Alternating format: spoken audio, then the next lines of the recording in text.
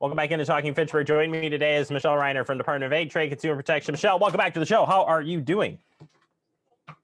I'm great. Thanks for having me back. Glad to have you back. We are bringing you back here to talk about a couple of different phone scams, and specifically talking about either the Apple or the Amazon, the one where they are calling, and it's like every 10 minutes they're calling, and until you make some type of action, they just won't leave you alone. Tell us what's going on with this, and why are we being hit with this so hard? Yeah, so these are both what we consider imposter scams, meaning that a scammer is trying to pretend to be Apple or Amazon, specifically Amazon customer service, and they are just trying to get your information. The Applecare scam robocall, seems to be very aggressive in nature, as you mentioned, where they will call repeatedly every 10 minutes.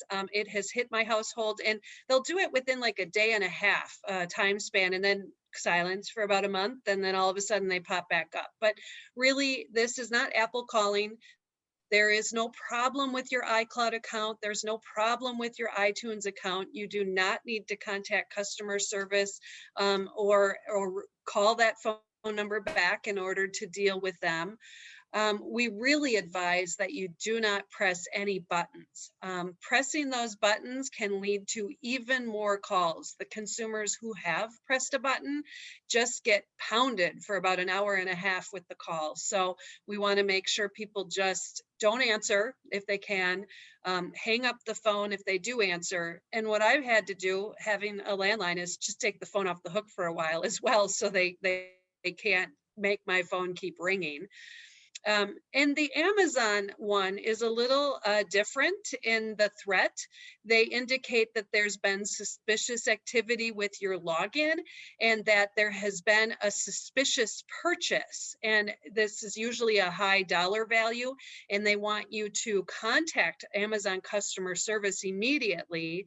Do not log into your account in order to problem solve this suspicious activity on your account. But we have seen this be a scam on the national level, where it's just someone, again, trying to get your information as it relates to Amazon. And they're using two very popular, well-known names out there to try and, broadcast to everybody that they'll get someone to trip up into this scam.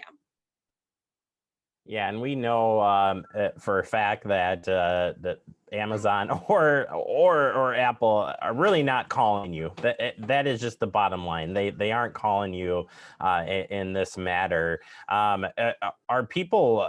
Has there been reports in Wisconsin of people actually losing out or giving up information to these scams that have been reported to your folks at DATCP?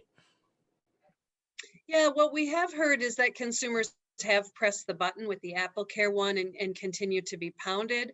I'm not aware of any specific monetary loss with this one, and most of it is information that they want you to hand over, so then they will have that for future scams, access to your actual accounts where you could have a credit card preloaded, and there could be issues there. So, it's important to know with these imposter scams, they act as though they are big government, Social Security Administration, the IRS. They act as though they are well-known, popular, large companies, Applecare, Amazon. They don't make unsolicited automated robocalls, and they certainly don't do it repeatedly within minutes of one another. So a lot of signs that this is a scam, and to just not answer or engage in the call.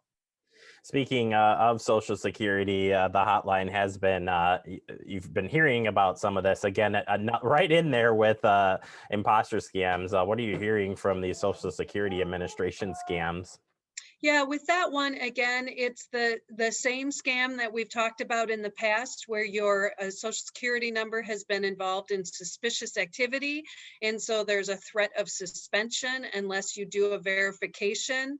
We have heard reports from consumers that have listed to the automated message that they'll throw in the word COVID-19 in some cases as well, just to put a very current events twist on it.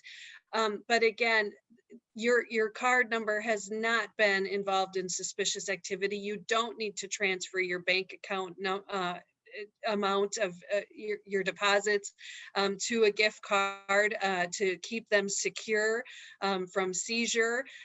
So another fancy twist to that scam: do not verify information to an unsolicited automated phone call, and don't press any buttons with these.